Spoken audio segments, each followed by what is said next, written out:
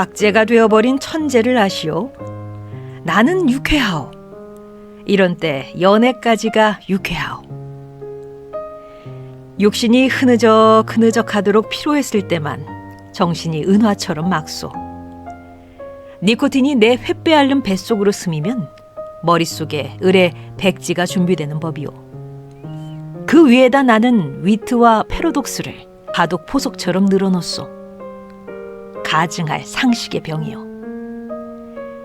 나는 또 여인과 생활을 설계하오. 연애 기법에마저 서먹서먹해진 지성의 극치를 흘낏 좀 들여다본 일이 있는, 말하자면 일종의 정신분일자 말이오. 이런 여인의 반, 그것은 온갖 것의 반이오. 여인의 반만을 영수하는 생활을 설계한단 말이오.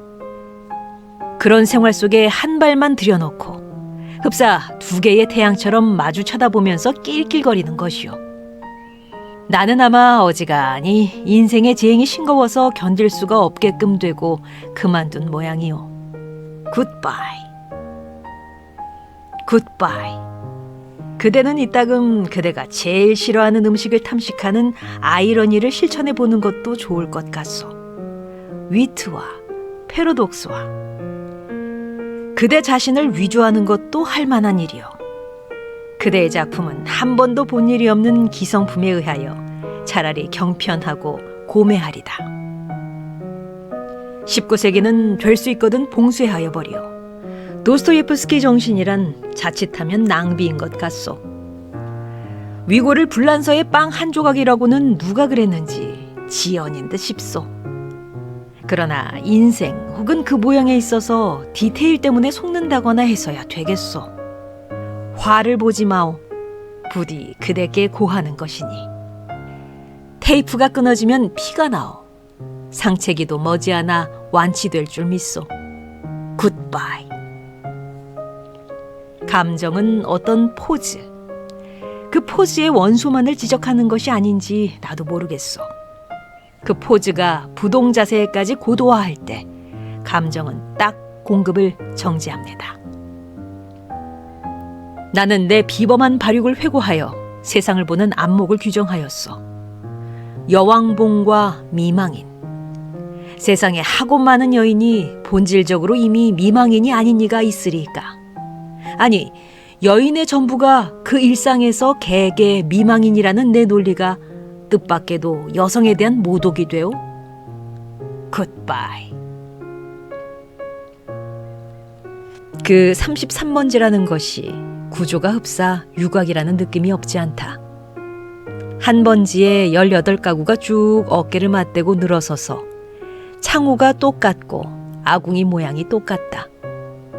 게다가 각 가구에 사는 사람들이 송이송이 꽃과 같이 젊다. 해가 들지 않는다. 해가 드는 것을 그들이 모른 채 하는 까닭이다. 턱살 밑에다 철줄을 매고 얼룩진 이부자리를 널어말린다는 핑계로 미닫이에 해가 드는 것을 막아버린다. 침침한 방 안에서 낮잠을 잔다. 그들은 밤에는 잠을 자지 않나? 알 수 없다. 나는 밤이나 낮이나 잠만 자느라고 그런 것을 알 길이 없다. 33번지 18가구의 낮은 참 조용하다. 조용한 것은 낮뿐이다. 어둑어둑하면 그들은 이부자리를 걷어들인다. 전등불이 켜진 뒤에 18가구는 낮보다 훨씬 화려하다. 저물도록 미닫이 여닫는 소리가 잦다. 바빠진다. 여러 가지 내음새가 나기 시작한다. 비옷 굽는내, 탕고 도오락내, 뜨물내, 비눈내. 그러나 이런 것들보다도 그들의 문패가 제일로 고개를 끄덕이게 하는 것이다.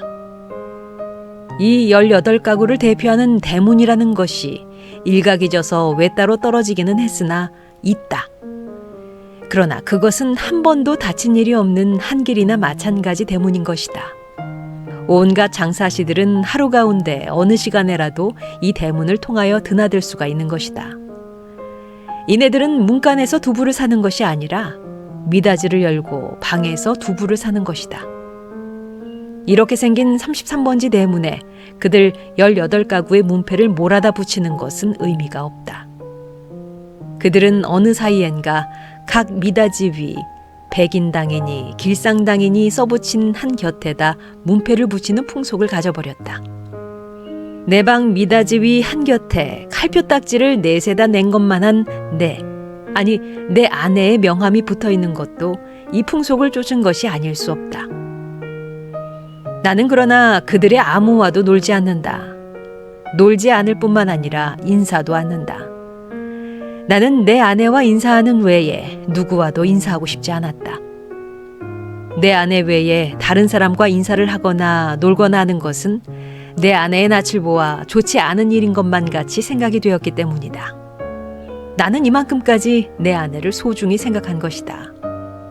내가 이렇게까지 내 아내를 소중히 생각한 까닭은 이 33번지 18가구 가운데서 내 아내가 내 아내의 명함처럼 제일 작고 제일 아름다운 것을 안 까닭이다. 18가구의 각기 빌어들은 송이송이 꽃들 가운데서도 내 아내는 특히 아름다운 한떨기의 꽃으로 이 함석지붕 및 볕 안 드는 지역에서 어디까지든지 찬란하였다. 따라서 그런 한떨기 꽃을 지키고 그 꽃에 매어 달려 사는 나라는 존재가 도무지 형언할 수 없는 거북살스러운 존재가 아닐 수 없었던 것은 물론이다. 나는 어디까지든지 내 방이 집이 아니다. 집은 없다. 내 방이 마음에 들었다. 방 안의 기온은 내 체온을 위하여 쾌적하였고 방 안의 침침한 정도가 또한 내 알력을 위하여 쾌적하였다. 나는 내 방 이상의 서늘한 방도 또 따뜻한 방도 희망하지는 않았다. 이 이상으로 밝거나 이 이상으로 아늑한 방을 원하지는 않는다. 내 방은 나 하나를 위하여 요만한 정도를 꾸준히 지키는 것 같아 늘 내 방에 감사하였고 나는 또 이런 방을 위하여 이 세상에 태어난 것만 같아서 즐거웠다. 그러나 이것은 행복이라든가 불행이라든가 하는 것을 계산하는 것은 아니었다. 말하자면 나는 내가 행복되다고도 생각할 필요가 없었고 그렇다고 불행하다고도 생각할 필요가 없었다. 그냥 그날을 그저 까닭 없이 펀둥펀둥 게으르고만 있으면 만사는 그만이었던 것이다.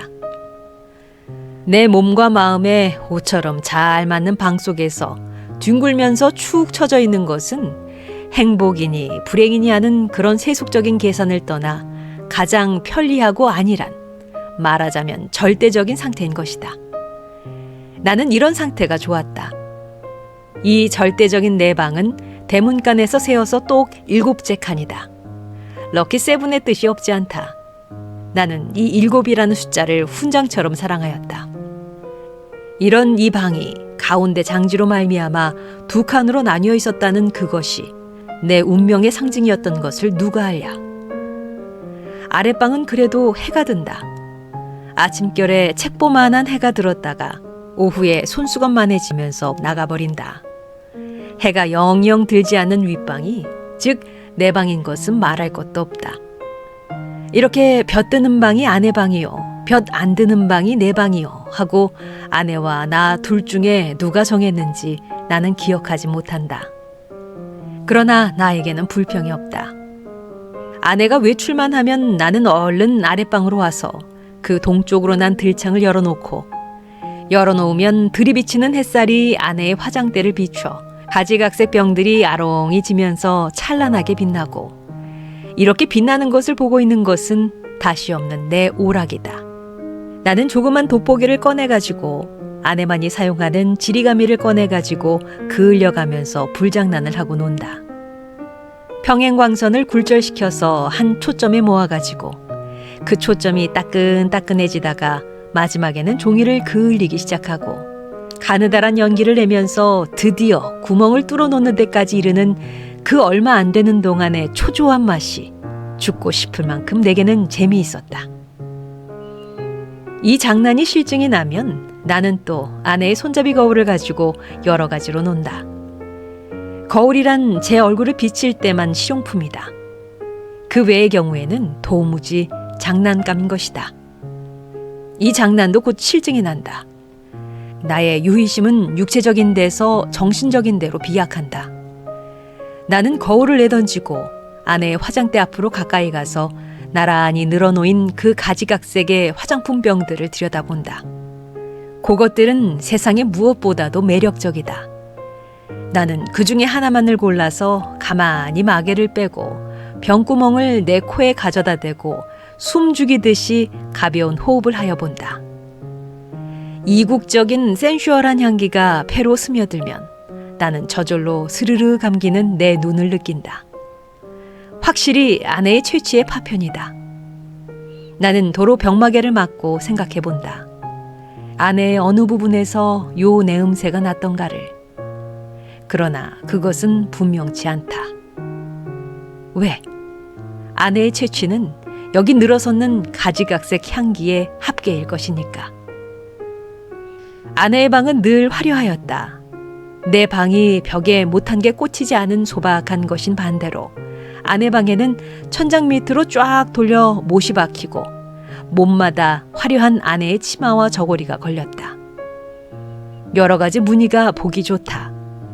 나는 그 여러 조각의 치마에서 늘 아내의 동체와 그 동체가 될 수 있는 여러 가지 포즈를 연상하면서 내 마음은 늘 점잖지 못하다. 그렇건만 나에게는 옷이 없었다. 아내는 내게는 옷을 주지 않았다. 입고 있는 골덴 양복 한 벌이 내 자리 옷이었고 통상복과 나들이 옷을 겸한 것이었다. 그리고 하이넥의 스웨터가 한 조각 사철을 통한 내 내이다. 그것들은 하나같이 다 빛이 검다. 그것은 내 짐작 같아서는 즉 빨래를 될 수 있는 데까지 하지 않아도 보기 싫지 않도록 하기 위한 것이 아닌가 한다. 나는 허리와 두 가랑이 세 군데 다 고무밴드가 끼어있는 부드러운 사루마다를 입고 그리고 아무 소리 없이 잘 놀았다. 어느덧 손수건만해졌던 볕이 나갔는데 아내는 외출해서 돌아오지 않는다. 나는 요만 일해도 좀 피곤하였고 또 아내가 돌아오기 전에 내 방으로 가 있어야 될 것을 생각하고 그만 내 방으로 건너간다. 내 방은 침침하다. 나는 이불을 뒤집어 쓰고 낮잠을 잔다. 한 번도 거둔 일이 없는 내 이부자리는 내 몸뚱이의 일부분처럼 내게는 참 반갑다. 잠은 잘 오는 적도 있다. 그러나 또 전신이 까칫까칫하면서 영 잠이 오지 않는 적도 있다. 그런 때는 아무 제목으로나 제목을 하나 골라서 연구하였다. 나는 내 좀 축축한 이불 속에서 참 여러 가지 발명도 하였고 논문도 많이 썼다. 시도 많이 지었다.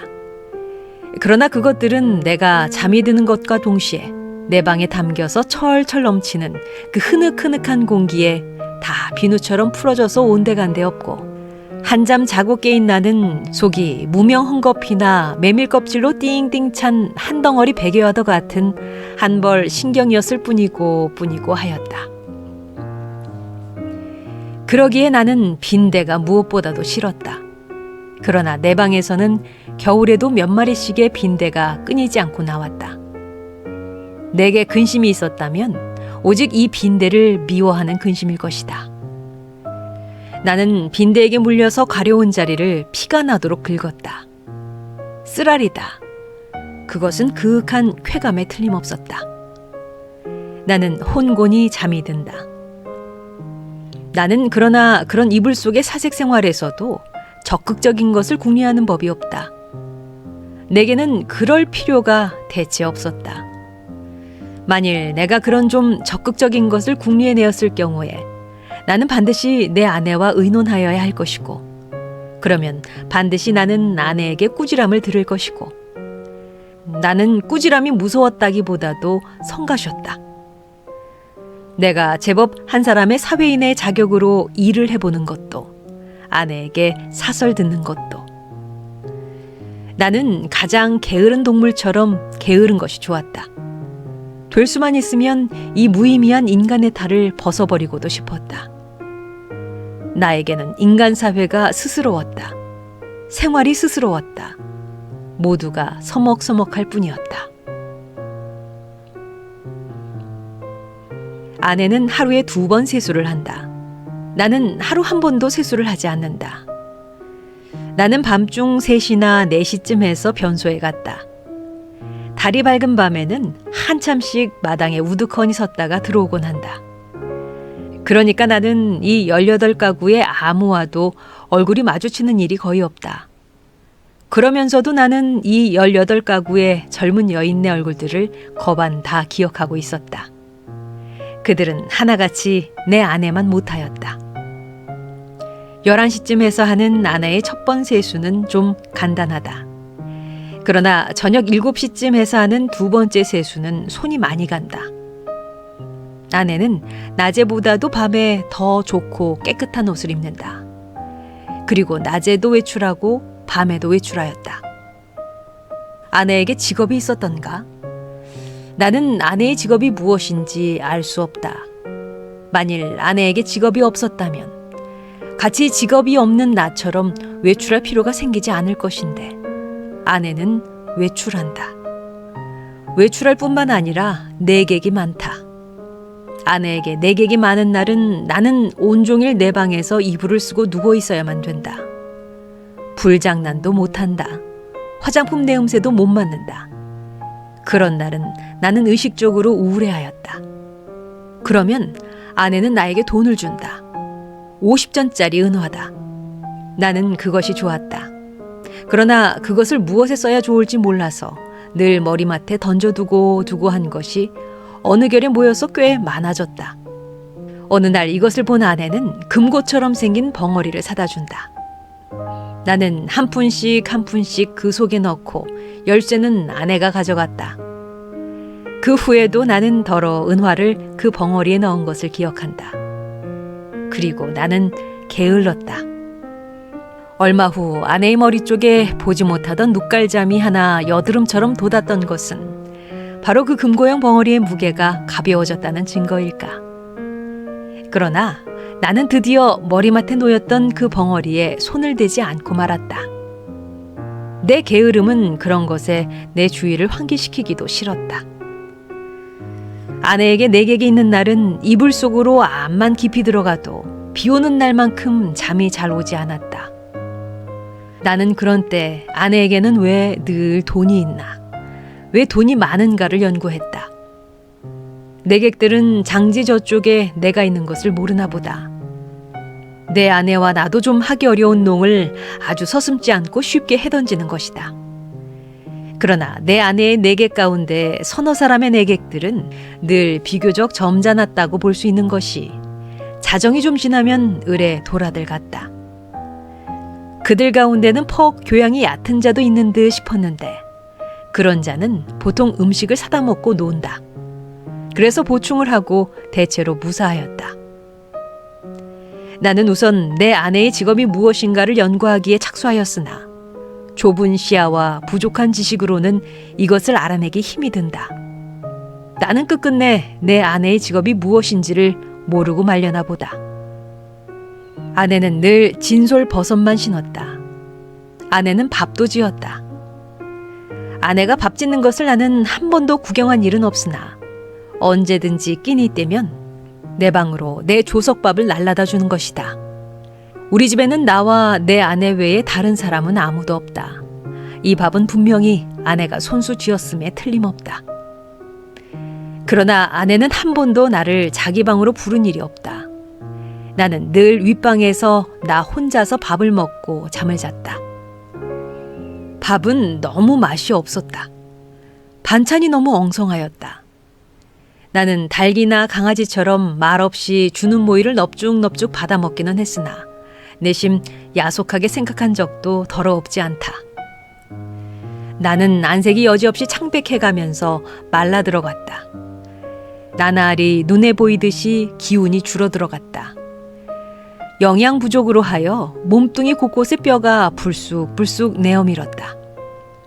하룻밤 사이에도 수십 차를 돌쳐눕지 않고는 여기저기가 베겨서 나는 베겨낼 수가 없었다.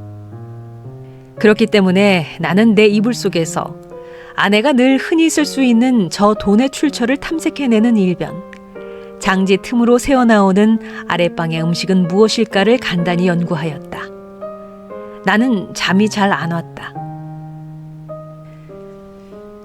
깨달았다. 아내가 쓰는 그 돈은 내게는 다만 실없는 사람들로밖에 보이지 않는 까닭모를 내객들이 놓고 가는 것에 틀림없으리라는 것을 나는 깨달았다. 그러나 왜 그들 내객은 돈을 놓고 가나? 왜 내 아내는 그 돈을 받아야 되나 하는 예의관념이 내게는 도무지 알 수 없는 것이었다. 그것은 그저 예의에 지나지 않는 것일까? 그렇지 않으면 혹 무슨 대가일까? 보수일까? 내 아내가 그들의 눈에는 동정을 받아야만 할 한 가엾은 인물로 보였던가? 이런 것들을 생각하노라면 으레 내 머리는 그냥 혼란하여 버리고 하였다. 잠들기 전에 획득했다는 결론이 오직 불쾌하다는 것뿐이었으면서도 나는 그런 것을 아내에게 물어보거나 한 일이 참 한 번도 없다. 그것은 대체 귀찮기도 하려니와 한잠 자고 일어나는 나는 사뭇 딴 사람처럼 이것도 저것도 다 깨끗이 잊어버리고 그만두는 까닭이다.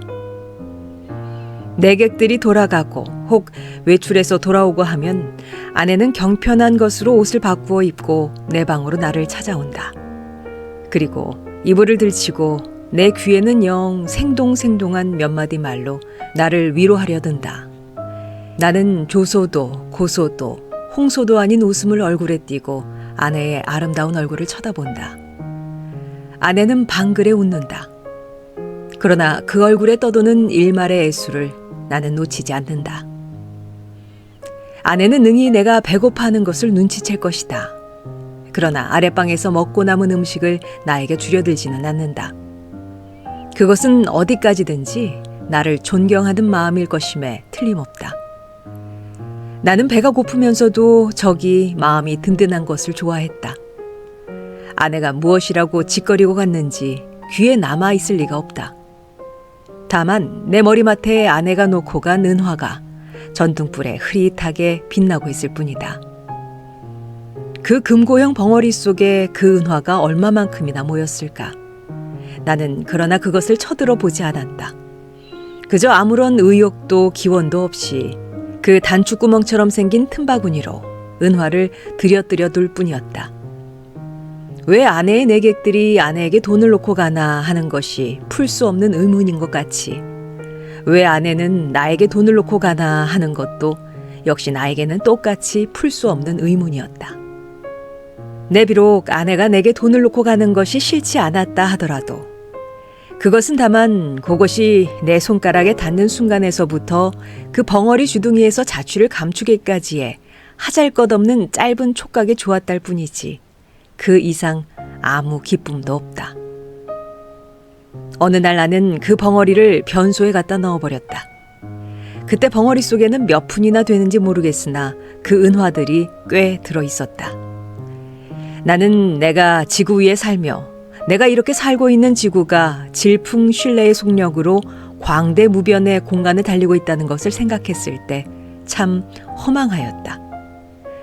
나는 이렇게 부지런한 지구 위에서는 현기증도 날 것 같고 해서 한시바삐 내려버리고 싶었다. 이불 속에서 이런 생각을 하고 난 뒤에는 나는 그 은화를 그 벙어리에 넣고 하는 것조차도 귀찮아졌다. 나는 아내가 손수 벙어리를 사용하였으면 하고 희망하였다. 벙어리도 돈도 사실은 아내에게만 필요한 것이지 내게는 애초부터 의미가 전혀 없는 것이었으니까 될 수만 있으면 그 벙어리를 아내가 아내 방으로 가져갔으면 하고 기다렸다. 그러나 아내는 가져가지 않는다. 나는 내가 아내 방으로 가져다 둘까 하고 생각하여 보았으나 그 즈음에는 아내의 내객이 워낙 많아서 내가 아내 방에 가볼 기회가 도무지 없었다. 그래서 나는 하는 수 없이 변소에 갖다 집어넣어버리고 만 것이다. 나는 서글픈 마음으로 아내의 꾸지람을 기다렸다. 그러나 아내는 끝내 아무 말도 나에게 묻지도 하지도 않았다.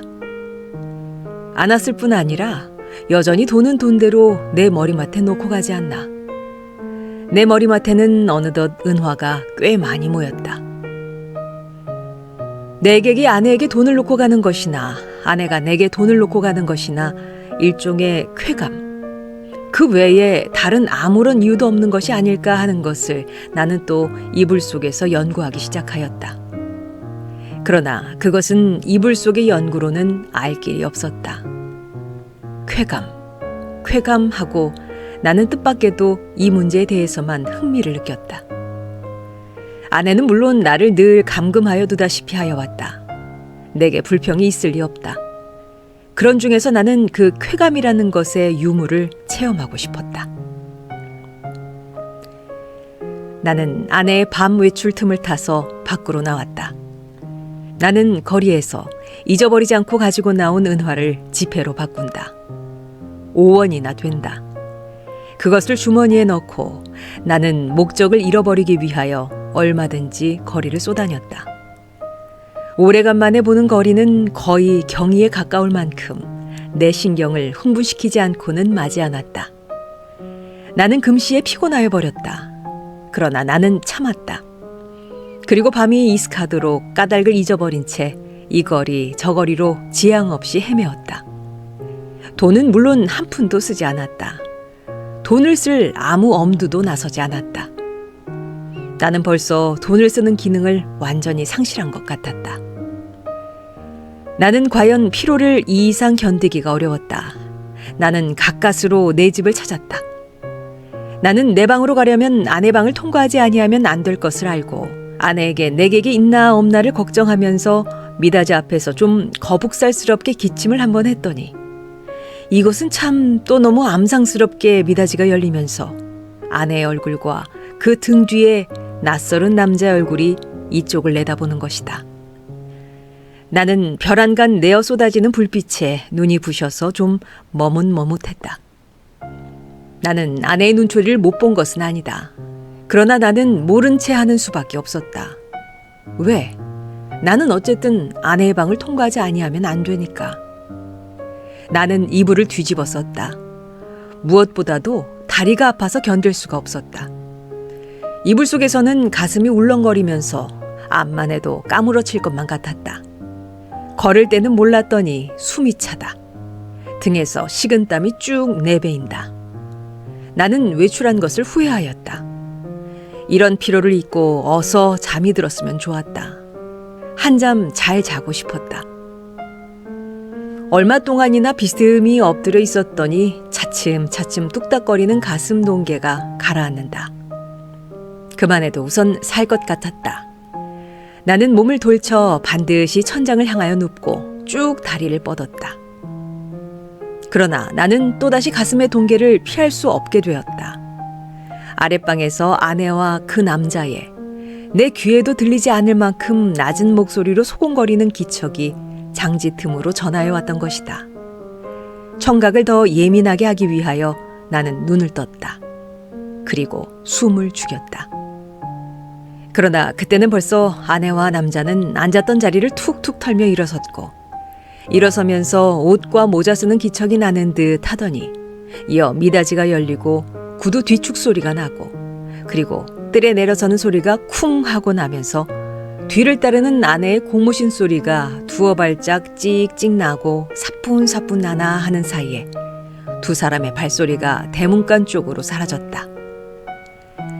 나는 아내의 이런 태도를 본 일이 없다. 아내는 어떤 사람과도 결코 소곤거리는 법이 없다. 나는 윗방에서 이불을 쓰고 누워는 동안에도 혹 술이 취해서 혀가 잘 돌아가지 않는 내객들의 담화는 더러 놓치는 수가 있어도 아내의 높지도 낮지도 않는 말소리는 일찍이 한마디도 놓쳐본 일이 없다. 더러 내 귀에 거슬리는 소리가 있어도 나는 그것이 태연한 목소리로 내 귀에 들렸다는 이유로 충분히 안심이 되었다. 그러던 아내의 이런 태도는 필시 그 속에 여간하지 않은 사정이 있는 듯한 생각이 되고 내 마음은 좀 서운했으나 그러나 그보다도 나는 좀 너무 피로해서 오늘만은 이불 속에서 아무것도 연구치 않기로 굳게 결심하고 잠을 기다렸다. 잠은 좀처럼 오지 않았다. 대문간에 나간 아내도 좀처럼 들어오지 않았다. 그러는 동안에 흐지부지 나는 잠이 들어버렸다. 꿈이 얼숭덜숭 종을 잡을 수 없는 거리의 풍경을 여전히 헤맸다. 나는 몹시 흔들렸다. 내객을 보내고 들어온 아내가 잠든 나를 잡아 흔드는 것이다. 나는 눈을 번쩍 뜨고 아내의 얼굴을 쳐다보았다. 아내의 얼굴에는 웃음이 없다. 나는 좀 눈을 비비고 아내의 얼굴을 자세히 보았다. 노기가 눈초리에 떠서 얇은 입술이 바르르 떨린다. 좀처럼 이 노기가 풀리기는 어려울 것 같았다. 나는 그대로 눈을 감아버렸다. 벼락이 내리기를 기다린 것이다. 그러나 새근하는 숨소리가 나면서 푸스스 아내의 치맛자락 소리가 나고 장지가 여닫히며 아내는 아내 방으로 들어갔다. 나는 다시 몸을 돌쳐 이불을 뒤집어 쓰고는 개구리처럼 엎드려서 배가 고픈 가운데도 오늘 밤의 외출을 또 한 번 후회하였다. 나는 이불 속에서 아내에게 사죄하였다. 그것은 너의 오해라고. 나는 사실 밤이 퍽이나 이슥한 줄만 알았던 것이다. 그것이 내 말 맞다나 자정전인 줄은 정말이지 꿈에도 몰랐다. 나는 너무 피곤하였다. 오래간만에 나는 너무 많이 걸은 것이 잘못이다. 내 잘못이라면 잘못은 그것밖에 없다. 외출은 왜 하였더냐고? 나는 그 머리맡에 저절로 모인 5원 돈을 아무에게라도 좋으니 주어보고 싶었던 것이다. 그뿐이다. 그러나 그것도 내 잘못이라면 나는 그렇게 알겠다. 나는 후회하고 있지 않나. 내가 그 5원 돈을 써버릴 수가 있었던들 나는 자정 안에 집에 돌아올 수 없었을 것이다. 그러나 거리는 너무 복잡하였고 사람은 너무도 들끓었다. 나는 어느 사람을 붙들고 그 5원 돈을 내어주어야 할지 갈피를 잡을 수가 없었다. 그러는 동안에 나는 여지없이 피곤해버리고 말았던 것이다. 나는 무엇보다도 좀 쉬고 싶었다. 눕고 싶었다. 그래서 나는 하는 수 없이 집으로 돌아온 것이다. 내 짐작 같아서는 밤이 어지간히 늦은 줄만 알았는데 그것이 불행히도 자정 전이었다는 것은 참 안 된 일이다. 미안한 일이다. 나는 얼마든지 사죄하여도 좋다. 그러나 종시 아내의 오해를 풀지 못하였다. 하면 내가 이렇게까지 사죄하는 보람은 그럼 어디 있나? 한심하였다.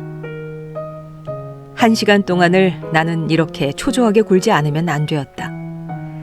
나는 이불을 휙 젖혀버리고 일어나서 장지를 열고 아내 방으로 비칠비칠 달려갔던 것이다. 내게는 거의 의식이라는 것이 없었다. 나는 아내 이불 위에 엎드러지면서 바지 포켓 속에서 그 돈 5원을 꺼내 아내의 손에 쥐어준 것을 간신히 기억할 뿐이다. 이튿날 잠이 깨었을 때 나는 내 아내 방 아내 이불 속에 있었다. 이것이 33번지에서 살기 시작한 이래 내가 아내 방에서 잔 맨 처음이었다. 해가 들창에 훨씬 높았는데 아내는 이미 외출하고 벌써 내 곁에 있지는 않다. 아니, 아내는 어쩌녁 내가 의식을 잃은 동안에 외출한 것인지도 모른다. 그러나 나는 그런 것을 조사하고 싶지 않았다. 다만 전신이 찌뿌드드한 것이 손가락 하나 꼼짝할 힘조차 없었다. 책보보다 좀 작은 면적의 볕이 눈이 부시다. 그 속에서 수없는 먼지가 흡사 미생물처럼 난무한다. 코가 콱 막히는 것 같다. 나는 다시 눈을 감고 이불을 푹 뒤집어 쓰고 낮잠을 자기에 착수하였다. 그러나 코를 스치는 아내의 채취는 꽤 도발적이었다.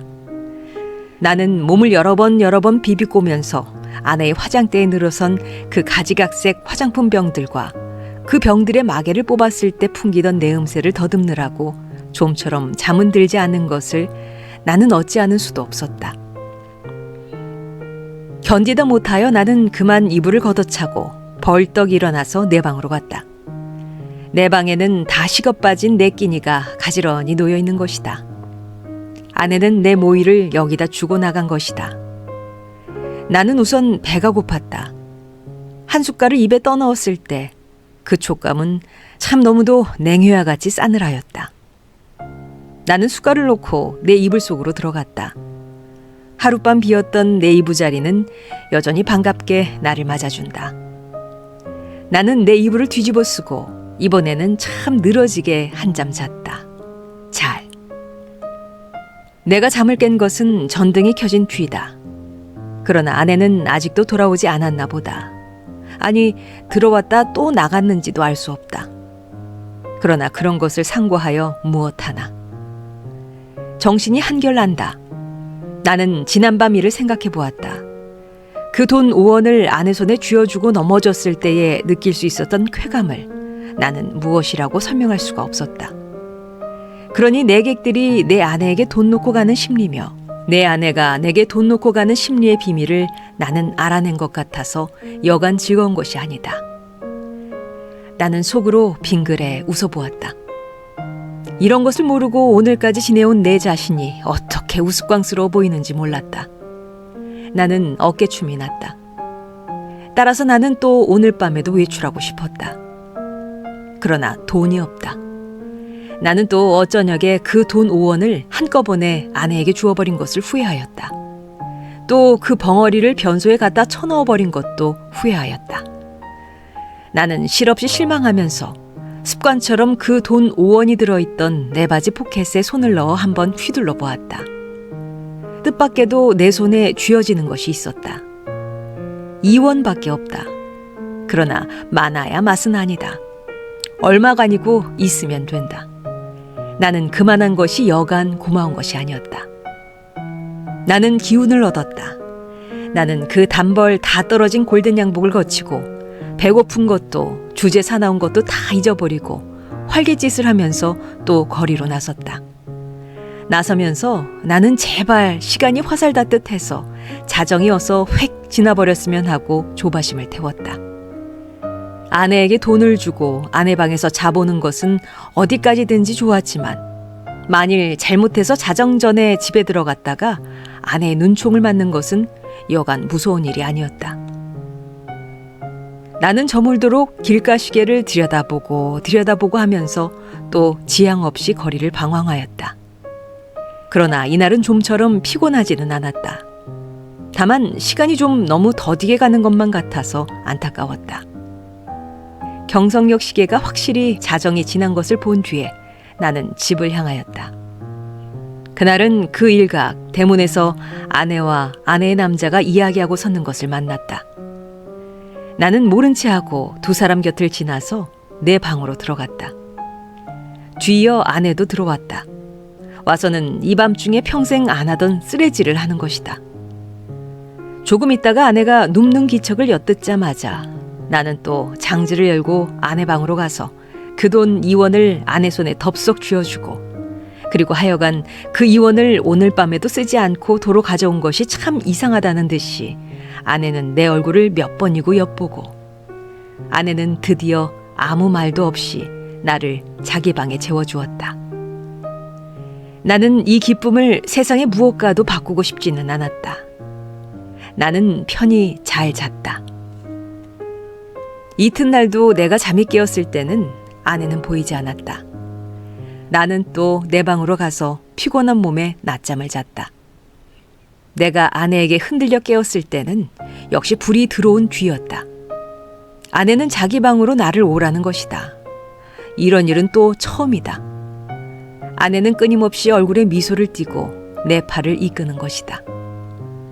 나는 이런 아내의 태도 이면에 엔간치 않은 음모가 숨어 있지는 않은가 하고 저기 불안을 느끼지 않을 수 없었다. 나는 아내의 하자는 대로 아내 방으로 끌려갔다. 아내 방에는 저녁 밥상이 조촐하게 차려져 있는 것이다. 생각해보면 나는 이틀을 굶었다. 나는 지금 배고픈 것까지도 긴가민가 잊어버리고 얼음얼음 하던 차다. 나는 생각하였다. 이 최후의 만찬을 먹고 나자마자 벼락이 내려도 나는 차라리 후회하지 않을 것을. 사실 나는 인간 세상이 너무나 심심해서 못 견디겠던 차다. 모든 일이 성가시고 귀찮았으나 그러나 불의의 재난이라는 것은 즐겁다. 나는 마음을 턱 놓고 조용히 아내와 마주 앉아 이 해괴한 저녁밥을 먹었다.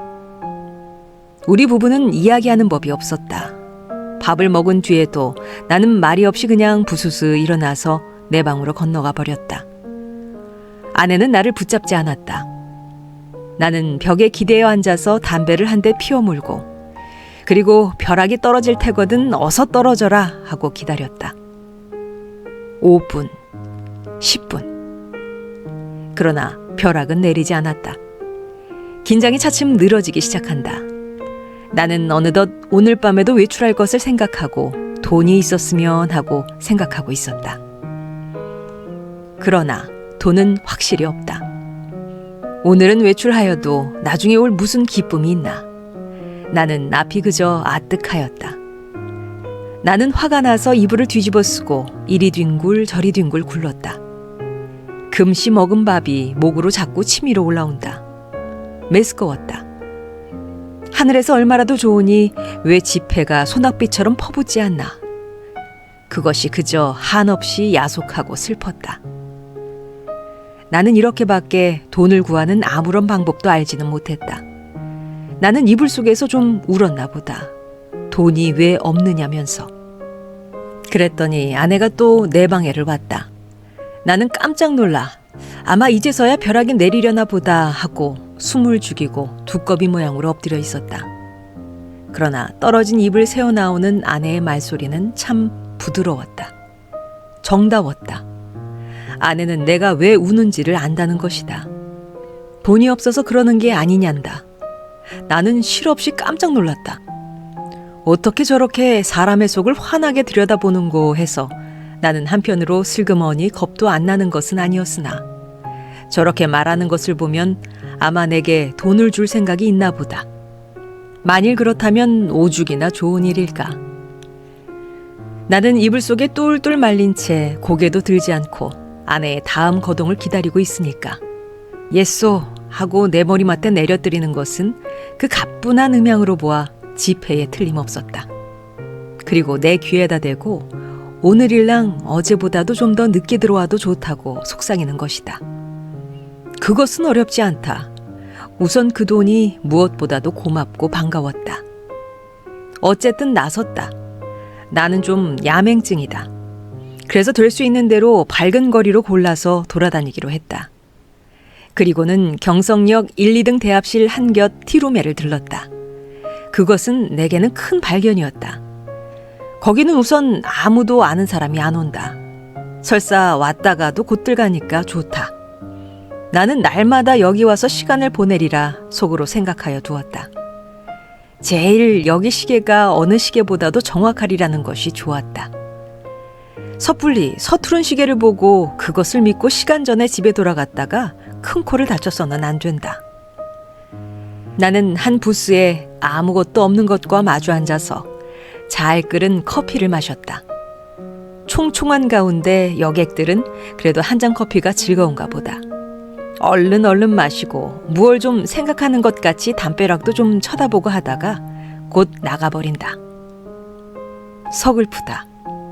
그러나 내게는 이 서글픈 분위기가 거리의 티룸들의 그 거추장스러운 분위기보다는 절실하고 마음에 들었다. 이따금 들리는 날카로운 혹은 우렁찬 기적소리가 모차르트보다도 더 가깝다. 나는 메뉴에 적힌 몇 가지 안 되는 음식 이름을 치 읽고 내리 읽고 여러 번 읽었다. 그것들은 아물아물한 것이 어딘가 내 어렸을 때 동무들 이름과 비슷한 데가 있었다. 거기서 얼마나 내가 오래 앉았는지 정신이 오락가락하는 중에 객이 슬며시 뜸해지면서 이 구석 저 구석 걷어치우기 시작하는 것을 보면 아마 닫을 시간이 된 모양이다. 11시가 좀 지났구나. 여기도 결코 내 안주의 곳이 아니구나. 어디 가서 자정을 넘길까? 두루 걱정을 하면서 나는 밖으로 나섰다. 비가 온다. 빗발이 제법 굵은 것이 우비도 우산도 없는 나를 고생을 시킬 작정이다. 그렇다고 이런 괴이한 풍모를 차리고 이 홀에서 어물어물하는 수도 없고 에이 비를 맞으면 맞았지 하고 나는 그냥 나서버렸다. 대단히 선선해서 견딜 수가 없다. 골덴 옷이 젖기 시작하더니 나중에는 속속들이 스며들면서 추근거린다.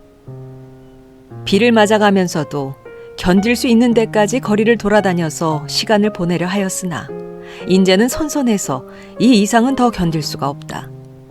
오한이 자꾸 일어나면서 이가 딱딱 맞부딪는다. 나는 걸음을 잦추면서 생각하였다. 오늘 같은 궂은 날도 아내에게 내객이 있으려고 없겠지 하는 생각이 드는 것이다. 집으로 가야겠다. 아내에게 불행히 내객이 있거든 내 사정을 하리라. 사정을 하면 이렇게 비가 오는 것을 눈으로 보고 알아주겠지. 불이 나게 와보니까 그러나 아내에게는 내객이 있었다. 나는 너무 춥고 척척해서 얼떨결에 노크하는 것을 잊었다. 그래서 나는 보면 아내가 좀 덜 좋아할 것을 그만 보았다. 나는 간발자국 같은 발자국을 내면서 덤벙덤벙 아내 방을 디디고 그리고 내 방으로 가서 쭉 빠진 옷을 활활 벗어버리고 이불을 뒤썼다. 덜덜덜덜 떨린다. 오한이 점점 더 심해 들어온다. 여전히 땅이 꺼져 들어가는 것만 같았다. 나는 그만 의식을 잃어버리고 말았다. 이튿날 내가 눈을 떴을 때 아내는 내 머리맡에 앉아서 제법 근심스러운 얼굴이다. 나는 감기가 들었다. 여전히 으스스 춥고 또 골치가 아프고 입에 군침이 도는 것이 씁쓸하면서 다리팔이 척 늘어져서 노곤하다. 아내는 내 머리를 쓱 짚어보더니 약을 먹어야지 한다. 아내 손이 이마에 선뜩한 것을 보면 신혈이 어지간한 모양인데 약을 먹는다면 해열제를 먹어야지 하고 속생각을 하자니까 아내는 따뜻한 물에 하얀 정제약 4개를 준다. 이것을 먹고 한 잠 푹 자고 나면 괜찮다는 것이다. 나는 널름 받아 먹었다. 쌉싸름한 것이 짐작 같아서는 아마 아스피린인가 싶다.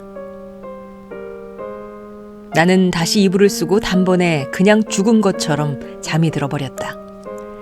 나는 콧물을 훌쩍훌쩍 하면서 여러 날을 앓았다. 앓는 동안에 끊이지 않고 그 정제약을 먹었다. 그러는 동안에 감기도 나았다. 그러나 입맛은 여전히 소태처럼 썼다. 나는 차츰 또 외출하고 싶은 생각이 났다. 그러나 아내는 나더러 외출하지 말라고 이러는 것이다. 이 약을 날마다 먹고 그리고 가만히 누워 있으라는 것이다. 공연히 외출을 하다가 이렇게 감기를 들어서 저를 고생시키는 게 아니냔다. 그도 그렇다. 그럼 외출을 하지 않겠다고 맹세하고 그 약을 연복하여 몸을 좀 보해보리라고 나는 생각하였다. 나는 날마다 이불을 뒤집어 쓰고 밤이나 낮이나 잤다. 유난스럽게 밤이나 낮이나 졸려서 견딜 수가 없는 것이다. 나는 이렇게 잠이 자꾸만 오는 것은 내가 훨씬 몸이 튼튼해진 증거라고 굳게 믿었다. 나는 아마 한 달이나 이렇게 지냈나 보다.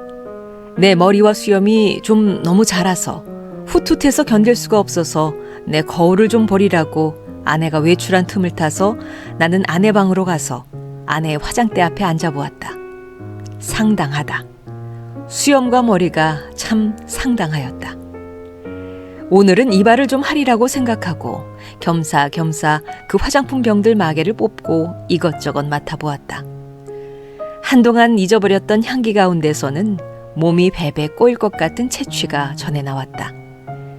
나는 아내의 이름을 속으로만 한번 불러보았다. 연심이 하고. 오래간만에 돋보기 장난도 하였다. 거울 장난도 하였다. 창에 든 볕이 여간 따뜻한 것이 아니었다. 생각하면 5월이 아니냐. 나는 커다랗게 기지개를 한번 켜보고 아내 베개를 내려베고 벌떡 자빠져서는 이렇게도 편안하고 즐거운 세월을 하느님께 흠씬 자랑하여 주고 싶었다. 나는 참 세상에 아무 것과도 교섭을 가지지 않는다. 하느님도 아마 나를 칭찬할 수도 처벌할 수도 없는 것 같다. 그러나 다음 순간 실로 세상에도 이상스러운 것이 눈에 띄었다. 그것은 최면약 아달린갑이었다.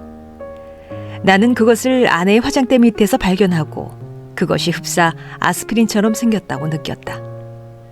나는 그것을 열어보았다. 꼭 4개가 비었다. 나는 오늘 아침에 4개의 아스피린을 먹은 것을 기억하고 있었다. 나는 잤다.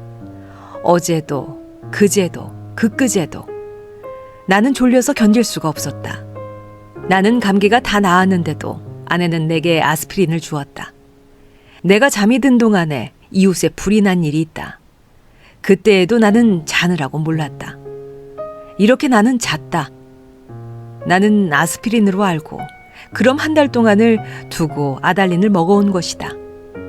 이것은 좀 너무 심하다. 벼란간 아뜩하더니 하마터라면 나는 까무러질 뻔하였다. 나는 그 아달린을 주머니에 넣고 집을 나섰다. 그리고 산을 찾아 올라갔다. 인간 세상에 아무것도 보기가 싫었던 것이다. 걸으면서 나는 아무쪼록 아내에 관계되는 일은 생각하지 않도록 노력하였다. 길에서 까무러치기 쉬우니까다. 나는 어디라도 양지가 바른 자리를 하나 골라 자리를 잡아가지고 서서히 아내에 관하여서 연구할 작정이었다. 나는 길가의 돌장판, 구경도 못한 진 개나리꽃, 종달새, 돌멩이도 새끼를 까는 이야기, 이런 것만 생각하였다. 다행히 길가에서 나는 졸도하지 않았다. 거기에는 벤치가 있었다.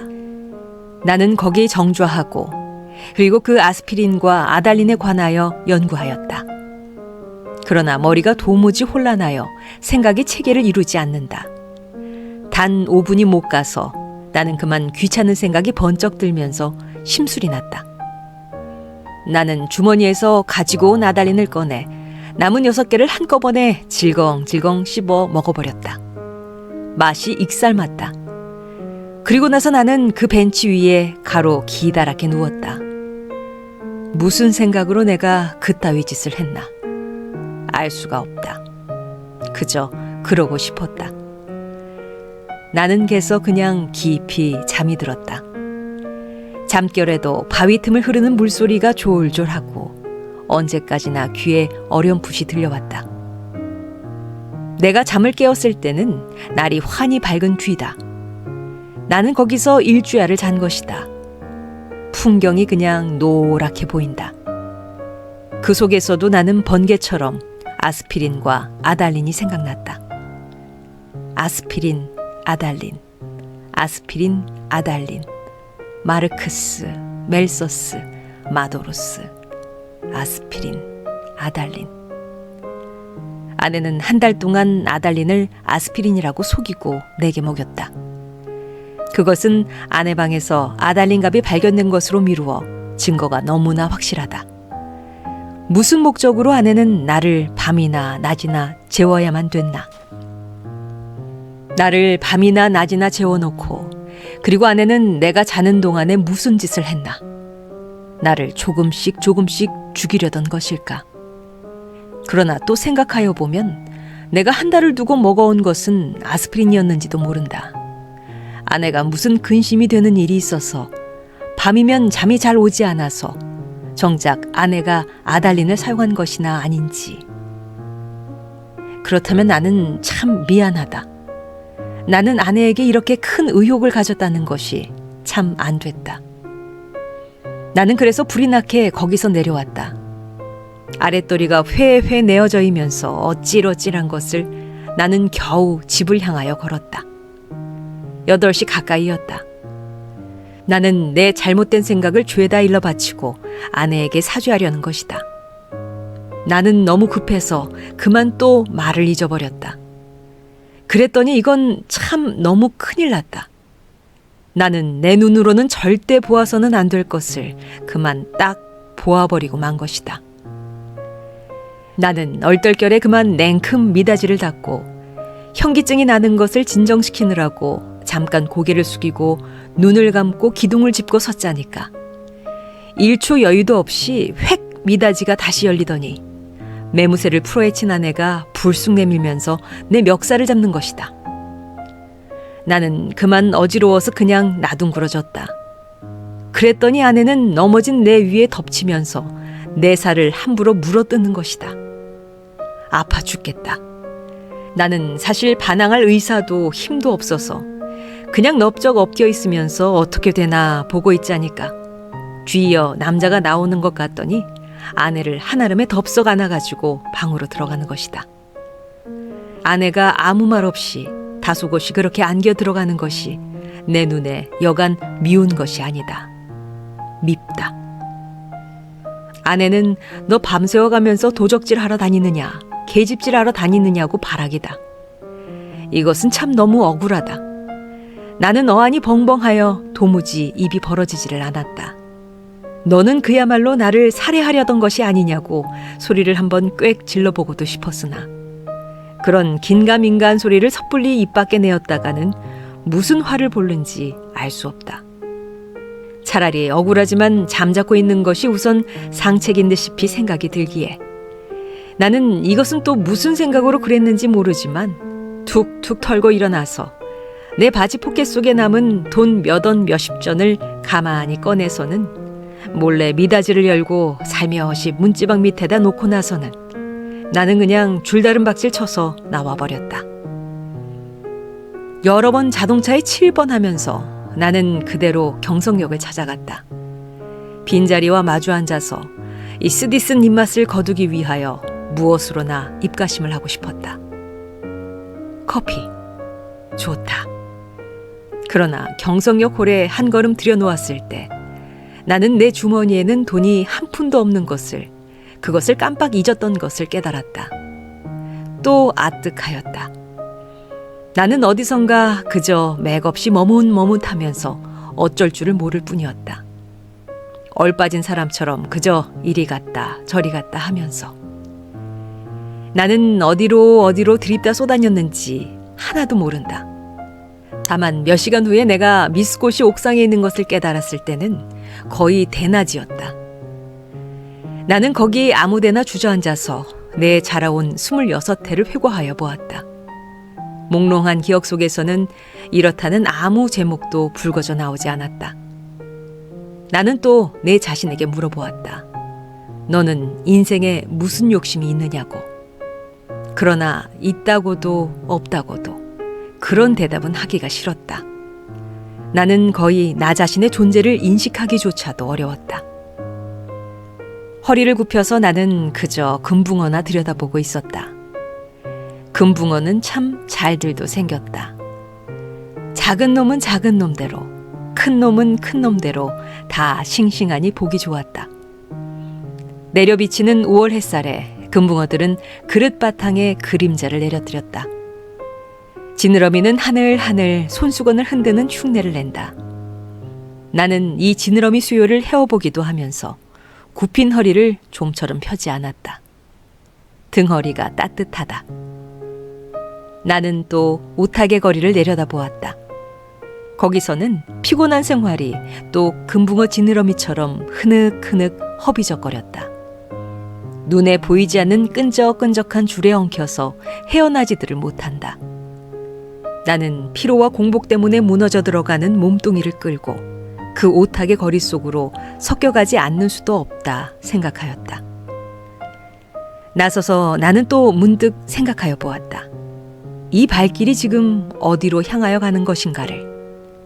그때 내 눈앞에 아내의 모가지가 벼락처럼 내려 떨어졌다. 아스피린과 아달림. 우리들은 서로 오해하고 있느니라.